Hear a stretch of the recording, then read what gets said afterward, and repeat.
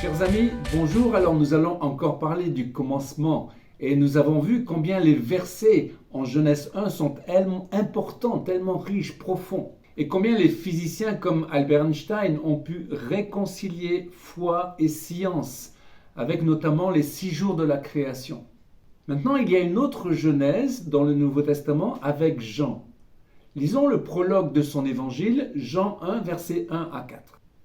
Au commencement était la parole, et la parole était avec Dieu, et la parole était Dieu. Elle était au commencement avec Dieu. Toutes choses ont été faites par elle, et rien de ce qui a été fait n'a été fait sans elle. Elle était la vie, et la vie était la lumière des hommes. Jean apporte là un point de vue spirituel, mais sa particularité par rapport aux autres évangiles qu'on appelle synoptiques est originale. Au lieu de raconter l'histoire de Jésus, Jean paraphrase la Genèse et nous donne un point de vue céleste, vu d'en haut comme vu par l'aigle que l'évangéliste représente. Alors parlons de ce mot Bereshit qui veut dire commencement, principe. Jean débute son évangile avec ce mot, qui a fait d'ailleurs l'objet d'innombrables commentaires, que nos versions traduisent par au commencement. Mais avec Jean, il n'y a pas de hasard. Par ce mot, Jean relie l'histoire de Jésus à l'Ancien Testament et à la création de l'univers. L'évangile de Jean a ceci d'exceptionnel qu'il nous oblige à comprendre l'unité du plan divin en considérant que l'alliance divine met ensemble les 2 testaments, car l'alliance de Dieu est echad, elle est une. Les chrétiens ont hélas souvent fait l'erreur de séparer le Nouveau Testament du Tanakh, de l'Ancien Testament.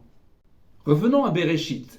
Il se décompose en 2 mots, Bereshit, au commencement. Mais le mot Reshit a d'autres sens. Par exemple, premier, prémisse, principe, tête, sommet et même chef. Également, cela veut dire le plus excellent ou le plus précieux. En grec, c'est le mot arché. Lisons Apocalypse 3,14, tout en sachant que ce chiffre 3,14 est la fameuse formule de mathématiques découverte par Archimède.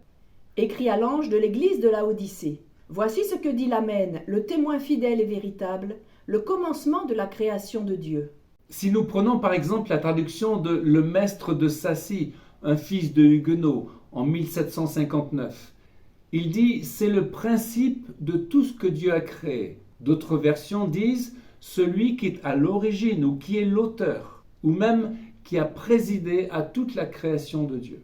Les témoins de Jéhovah traduisent le verset par « le commencement de Jésus », qui implique l'idée que Jésus a été créé, alors que le mot « arché » ou « réchit » démontre que Jésus est à la base de la création. C'est tout à fait le contraire.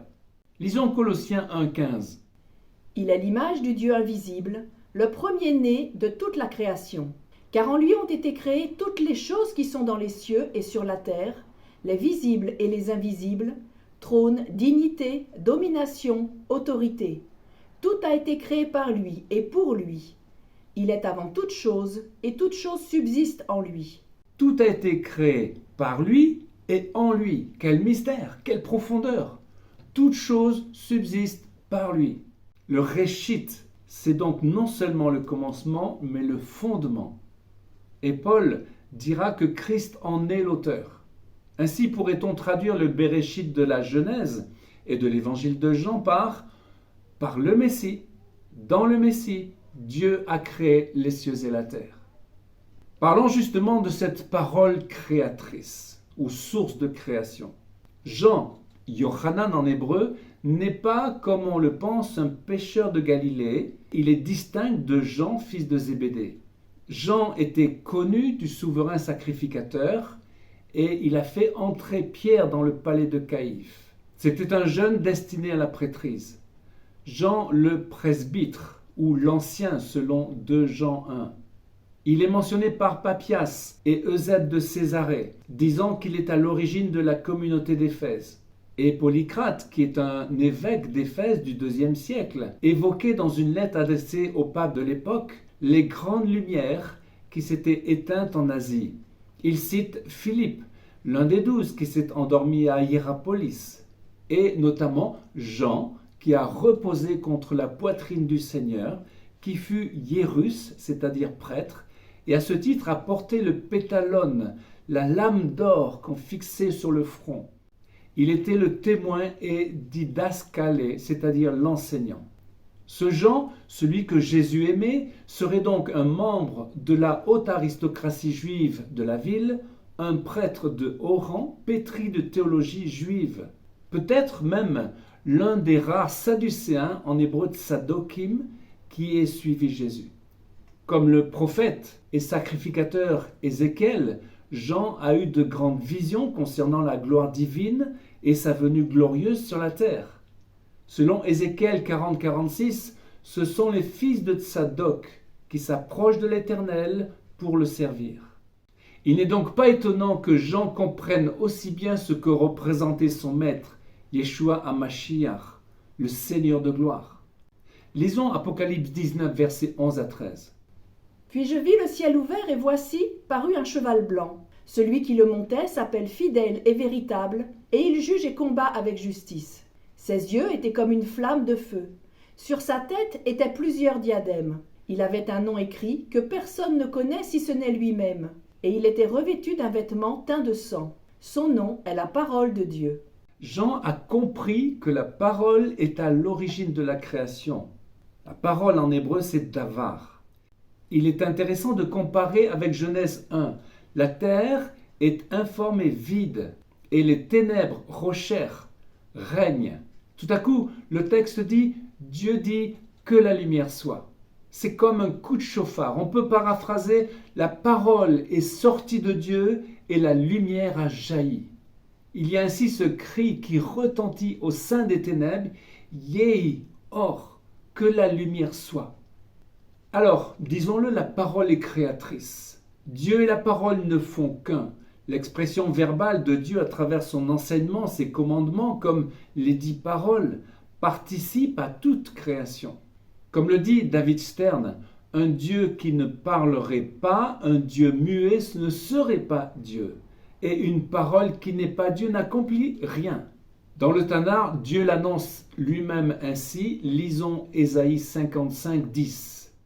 Comme la pluie et la neige descendent des cieux et n'y retournent pas sans avoir arrosé, fécondé la terre et fait germer les plantes, sans avoir donné de la semence au semeur et du pain à celui qui mange, ainsi en est-il de ma parole qui sort de ma bouche. Elle ne retourne point à moi sans effet, sans avoir exécuté ma volonté et accompli mes desseins. Rappelons-nous, Jésus s'est adressé à la tempête, il l'a menacée.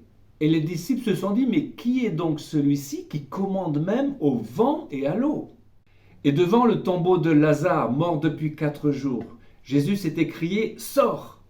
Et l'esprit de vie chassa la mort. Et Lazare ressuscita.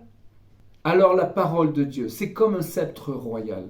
Nous devons avoir conscience de la puissance de la parole de Dieu. Jean dit ceci, Jean 1, 12.